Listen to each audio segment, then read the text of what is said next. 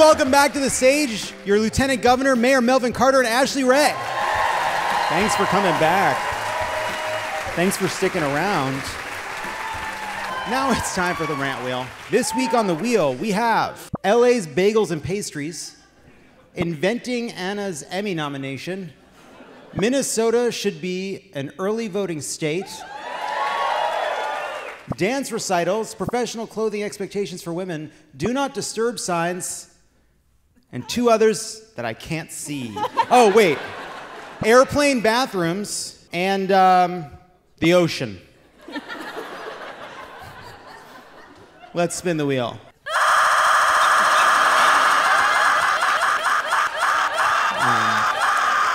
To the elected leaders who have lended some credibility to this show, we replaced the ticking sound of our wheel with the sound of a woman screaming. Of course. Given the news. Yes. Accurate. It has landed on airplane bathrooms. I believe this was suggested by Mayor Carter. That's true. So I just want to say this, and I don't have a long rant about this. I just want to say that I feel like in a post-9/11 world, everybody who works on every airplane should have something more important to do with their time than protect the first-class bathrooms from working class P. And it just makes me very angry when they make the announcement, but it makes me even more angry when they try to enforce the rule by like snapping that little clear like curtain to row 12. And I just think that if there's 200 of us on the plane or 300 of us on the plane, then that should be like one bathroom for every 50 people. And for you to try to take the half of the bathrooms on the whole airplane and reserve them for like the front 12 people is like totally the patriarchy. I don't think it's acceptable. But flight attendants are amazing people, and if they made the rules, that wouldn't be one of them. And so I just want to say to the airline executives in the room that we know that those little plastic curtains are the new glass ceiling, and we're not going to take it anymore.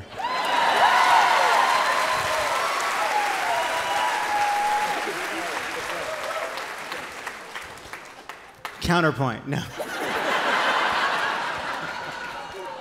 Let's spin it again.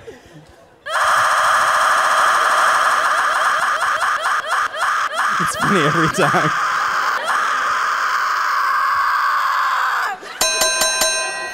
It has landed on do not disturb signs. Oh, I suggested this. Here's the thing. First of all, I would try to stay in a fair number of hotels on the road. The do not disturb signs themselves are getting more and more baroque. They no longer say do not disturb on one side. You will get to a hotel and one side will say no problem and the other side will say you got this. And it's like, I don't know. I don't fucking know.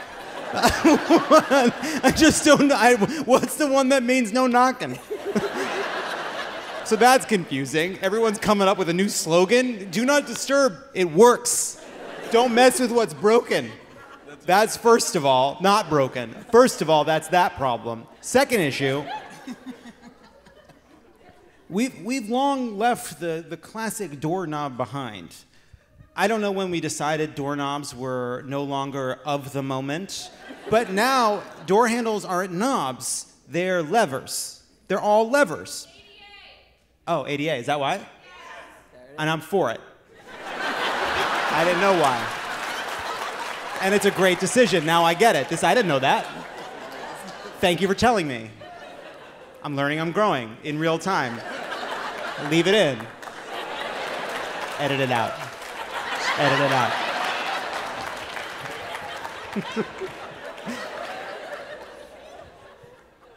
Look, as we all know, doorknobs were replaced by levers because of the ADA, famously.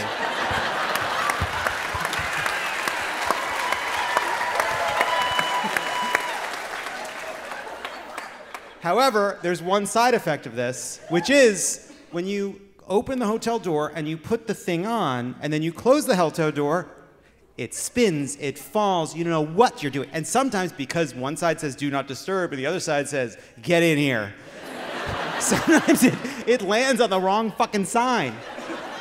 Which brings me to the conclusion of this very important rant, which is every hotel on Earth has these signs. Why is it not a switch on the door? Why is it an extra thing they buy after we're done? It's a hotel. It's gonna be a hotel. Everyone knows it's gonna be a hotel. When they're bringing in the 5,000 pieces of the identical fucking boat on a wall, when they're bringing in the lamps that only exist in hotels, when they're figuring out how to plug in the TVs that have an impenetrable operating system for no reason. When that is all happening, somebody sticks something to the front of the door where you move a little thing down and it says do not disturb. Why are we fucking around with bookmarks in 2022? Thank you. Let's spin it again.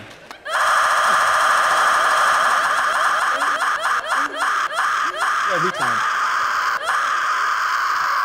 Inventing Anna's Emmy nomination, it's gotta be Ashley. Yes, of course that's me. Ashley Ray, your TV queen.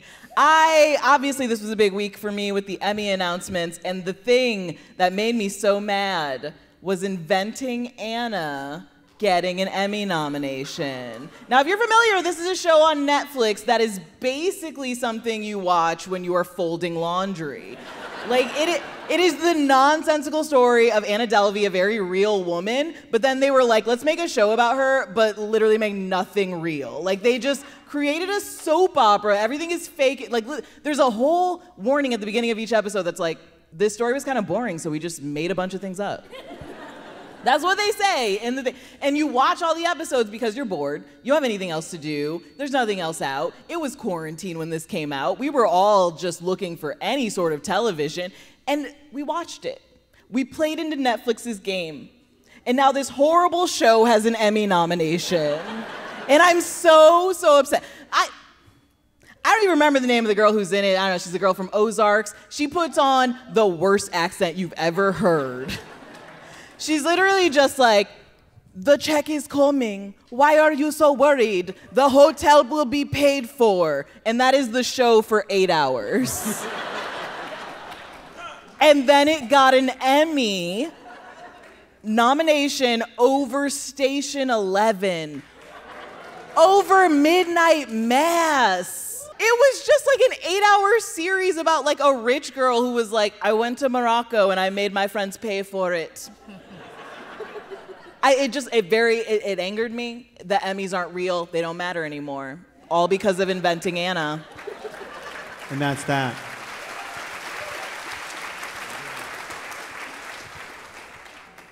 Station 11, on the other hand, asked the question, what would happen to theater kids after the world ended?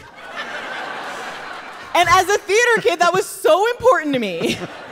I was like, yeah, people would be like, we need food, water, and I'd be like, but what about Romeo and Juliet? Yeah, that feeds was real. The soul. Let's spin it again.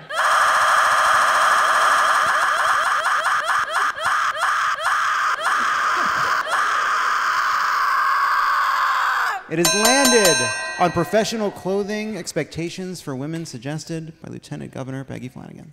I have some thoughts. So occasionally, I get some feedback on the way that I dress.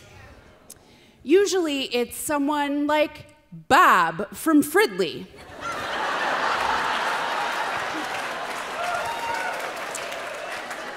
And Bob from Fridley, commenting, giving me helpful advice from his mother's basement, likes to say, you should dress more like a lieutenant governor. What's that mean? It's interesting. And so here's what I know. For men who are elected officials, they have a blue suit, a gray suit, a blue suit, and like some shirts and ties, and like you could wear, Mayor Carter, like the same suit like 3 days in a row and like nobody would know, right? Not that you would do that. He would never. But here's the deal. It's like dudes can dress like it's granimals. You know? Unless it is Barack Obama's tan suit. And he was a snack, let's be clear. But so for women, right, for women who are elected officials, and in particular for women of color and indigenous women who are elected officials, there are certain expectations that people have. We must shatter them. That is our job. And here's the deal. The size of my earrings is proportional to the amount of power I will assert at a table.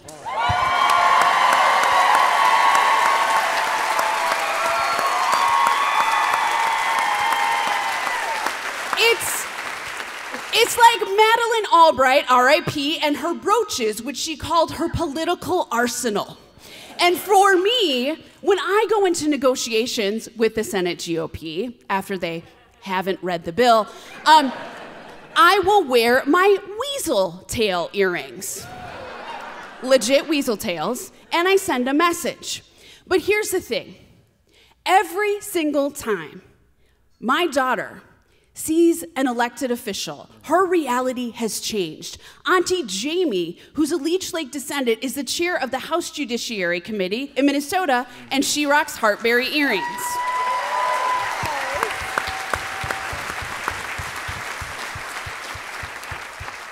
My sister, MMA fighter and one of 2 Native American women elected to Congress, Sharice Davids, wears beaded ho-chunk earrings on the floor of the United States Congress. And Auntie Deb Holland, our Secretary of the Interior, marches into work and she rocks her moccasins. Like a baddie. And I get to walk into the Capitol, which is right down the street, wearing a ribbon skirt, blazer, and the biggest earrings you've ever seen in your life. And let's be honest, Bob, the idea of how I need to dress as an elected official, it's not that you want me to wear a blazer. It's not that you want me to wear a power suit. By the way, my power suit has elk teeth on it. It's that you are uncomfortable with women of color and indigenous women holding positions of power no matter what we wear.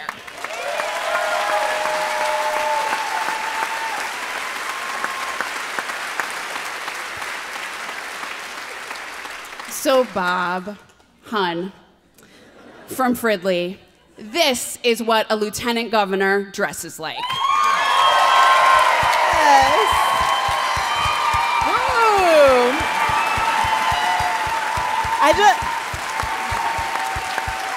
Thank you.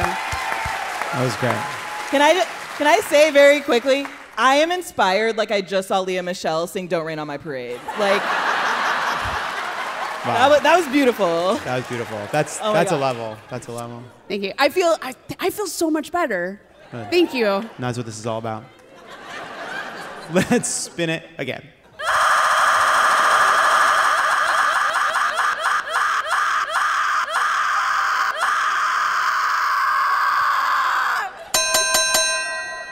LA Bagels and Pastries. It's got to be Ashley Ray. Yeah, that's me. I left my beautiful Midwest home about 3 years ago to chase my dreams in LA. A place where people told me food is good, food is great. What they didn't tell me is that there's something wrong with the water out there. The water, they're just like, our water is broken, so you'll never eat a good piece of bread again. That is what LA is like. You go there and people say to you, oh no, this is the best cinnamon roll you'll ever have in your life, and it's garbage. It is always garbage. Okay, they barely even eat carbs out there, so they don't even know what bread is. Okay, and I leave my beautiful Midwest home to come out there, and it's disgusting, okay? I haven't had a good slice of pizza in 3 years. Yeah, it's everything, okay? The pizza crust, like everything, the bagels, English muffins, it is disgusting. Everything is a disappointment. I'm sick of it. And when there is a good bagel in Los Angeles, people will wait in line for an hour. An hour. They open at 7. We know what place we're talking about. I know, right across from Squirrel? You bet. Yep. It is one place. It opens at 7 a.m. They're open 3 days a week. There's a collective kind of moray that it is inappropriate to line up before 6:40 on the dot. Yeah. At 6:40, a line forms around the block. It is 1 hour to get a bagel from 6:40 till they run out of bagels. Before they close at 2, you go there for a lunch bagel, good luck. No. Good luck. Someone's going to come out with a sheepish look and says, sorry, no bagels for you. Yeah. And they tell you they ship in their water. That's what they have to do. They ship in water in order to make it taste actually good. And they're pretty good. Let's spin it again. That's it. On the 6th spin, we ran out of juice with the yelling. Minnesota should be an early vote state. So this is gonna be a Minnesota rant, okay? A little less in your face with the last one, Bob, but stick with me here. Stick with it, Bob. Get your head out of your ass and pay attention, Bob from Frisdale. Fridley. Fridley.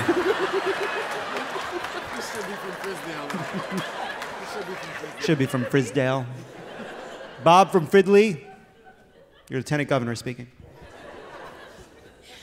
So here's what we know about Minnesota. We have the highest voter turnout in the country every single year.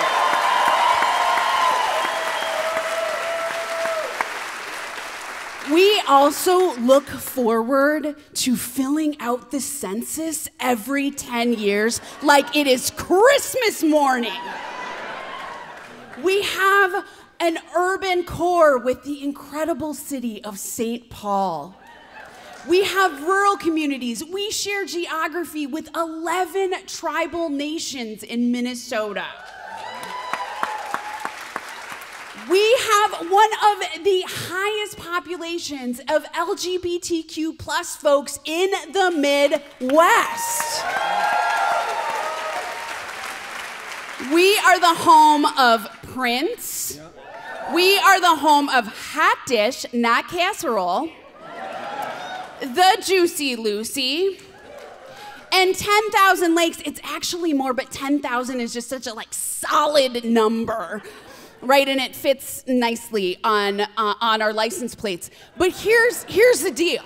There are all these things that we have to offer, a way that we could help America pick a better presidential candidate. Yeah. And traditionally, the DNC has gone with Iowa. And all I will say is that is an interesting choice. Yes. It is interesting. I like where your head's at. Oh, yeah. Okay. Congratulations. So you drove here from Iowa. And honestly, thank you so much. Here's the thing, and this is not your fault, but you had one job, which was to go first and tell us who won. You did half of it. And I know that that's not probably your fault personally, but it did happen. And to this day, people blame Pete Buttigieg, which does not make sense. But it happened. Let's spin it again. Thank you for coming such a long way.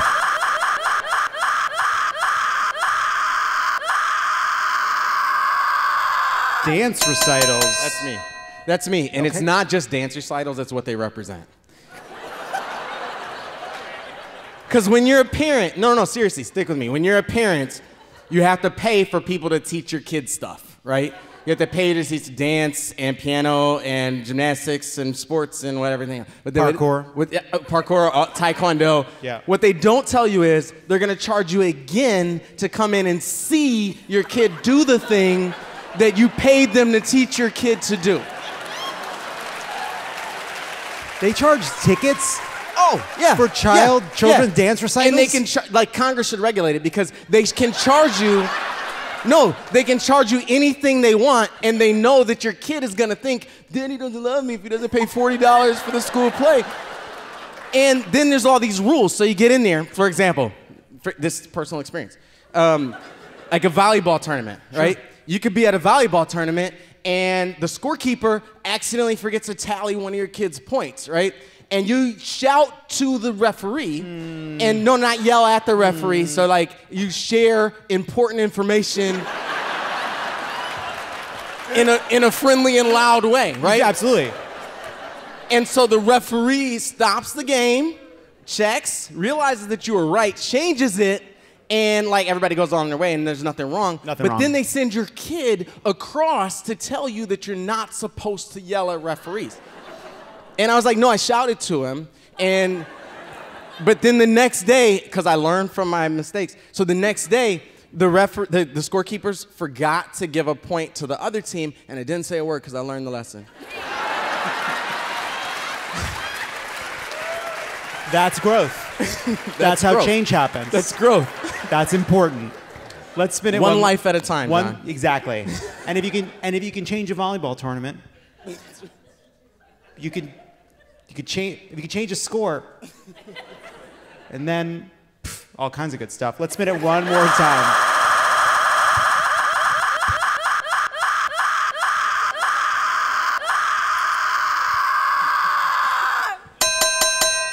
It has landed on oceans.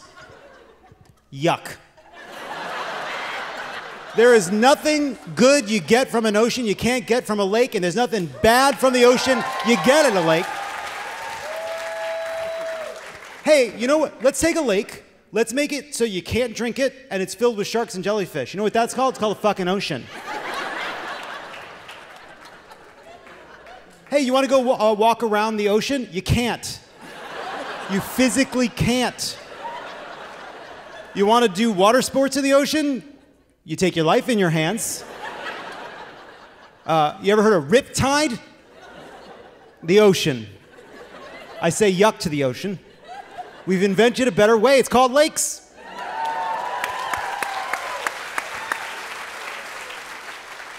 I've said it once, I've said it 1,000 times. The oceans are too big. They go on forever. There's far more ocean than any of us need for a vacation. A lake is the right amount of water. That's right. Right? Some of them pretty deep enough. Some of them are big enough to go around a little boat. More flat, more pristine, more placid. So you can put on, little skis from the water. Get pulled out. Don't stand up, let the boat pull you up. That's something important about water skiing on a lake. The thing about water skiing on an ocean is, step one, don't do it. No, on a lake, on a beautiful morning, you let the boat pull you up, now you're up.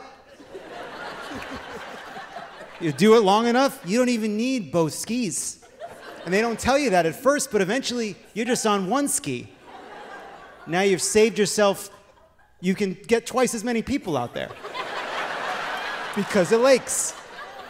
You get good enough at it, this is wild, you don't even need the skis. There are people out there water skiing, they don't need the skis. They're using the bottoms of their feet as skis. What makes that possible? Not the ocean. Lakes.